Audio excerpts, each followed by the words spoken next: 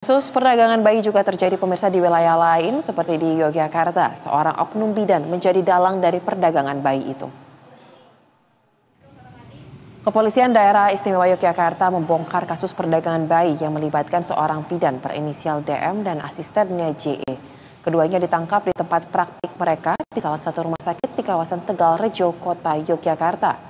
Pelaku memanfaatkan media sosial untuk mempromosikan layanan adopsi bayi bagi orang tua yang tidak mampu atau tidak ingin merawat anak mereka. Setelah mendapatkan bayi, pelaku merawat sementara bayi yang hendak dijual tersebut sebelum diberikan kepada pihak pembeli. DM dan JE diduga telah menjual bayi yang mereka rawat sejak tahun 2015. Dalam kurun waktu itu, total sebanyak 66 bayi telah mereka jual dengan kisaran harga 55 juta hingga 85 juta rupiah per bayi.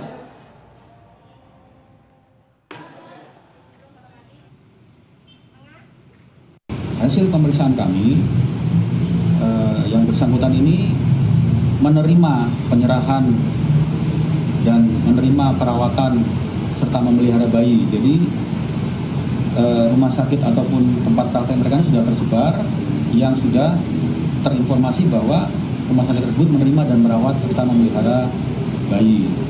Lalu apabila misalnya ada pasangan yang tidak mau merawat atau tidak mampu merawat bayinya, mendatangi.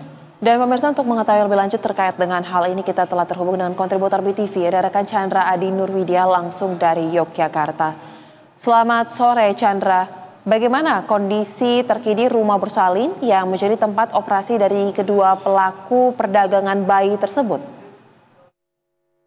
Baik, selamat sore Sosa dan pemirsa. Dapat kami laporkan bahwa saat ini saya berada di tempat sekitar klinik Sadini Dewi yang terletak di Jalan Wiratama, Gang Teratai, Jemakan Baru, Tegalrejo, Yogyakarta. Dan saat ini klinik yang berada di belakang saya ini sudah ditutup sejak Polda Daerah Istimewa Yogyakarta melakukan penangkapan terhadap dua tersangka, yakni bidan dan asistennya beberapa waktu lalu. Dan bisa dilihat di belakang saya bahwa aktivitas dari klinik ini sudah terlihat sepi dan hanya ada sejumlah barang yang berada di teras layaknya sebuah klinik, yakni seperti kursi tempat menunggu pasien, kemudian ada juga tempat untuk mengukur tinggi badan. Namun demikian, kami tidak mendapat informasi secara detail dari kepolisian terkait sejumlah orang mungkin atau kerabat yang masih tinggal di dalam rumah ini. Sosa. Baik, kemudian terkait dengan informasi dari warga sekitar lokasi, apakah sebenarnya sejak beroperasi sejak tahun 2015, ini warga mengetahui apa aktivitas yang terjadi di rumah tersebut? Iya, Sosa.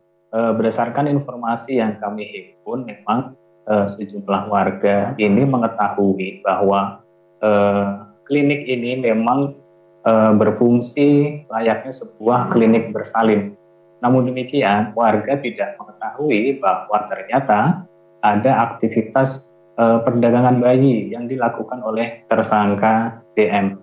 Warga juga selama ini tidak curiga terhadap aktivitas yang berada di klinik tersebut karena tersangka DM dikenal baik oleh warga, begitu, karena kerap juga merawat anak atau bayi yang kemungkinan ditelantarkan oleh orang tuanya, sehingga warga merasa tidak curiga gitu aktivitas yang ada di klinik tempat DM ini berpraktek. Sosa.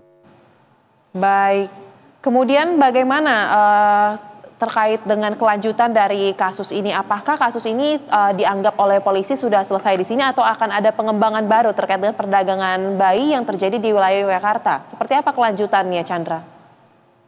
Iya, aparat kepolisian saat ini masih mendalami terkait kasus ini, apakah perdagangan bayi ini merupakan sebuah jaringan atau bukan, karena sebelumnya kasus perdagangan bayi di wilayah Yogyakarta juga sempat terjadi yang pernah diungkap oleh Polres Kulon Progo beberapa waktu lalu, sehingga hingga saat ini aparat kepolisian Polda Daerah Istimewa Yogyakarta masih terus mendalami kasus ini, Sosa.